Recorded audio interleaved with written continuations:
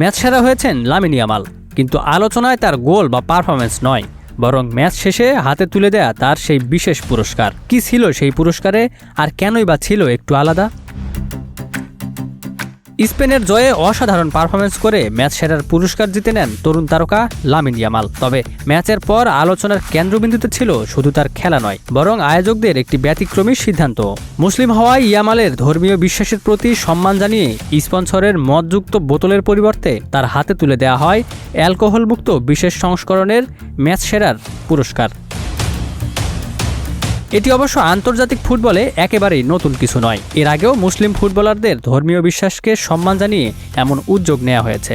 মাঠে নিজের দুর্দান্ত পারফরম্যান্স দিয়ে যেমন প্রশংসা কুড়িয়েছেন ইয়ামাল, তেমনি ম্যাচ শেষে আয়োজকদের এই সম্মানজনক উদ্যোগও সামাজিক যোগাযোগ মাধ্যমে ব্যাপক প্রশংসিত হচ্ছে। অনেকেই বলছেন, খেলাধুলা শুধু প্রতিযোগিতা নয়, পারস্পরিক সম্মান ও মূল্যবোধেরও একটি সুন্দর উদাহরণ। Ikramuzzaman, news flash 7-1।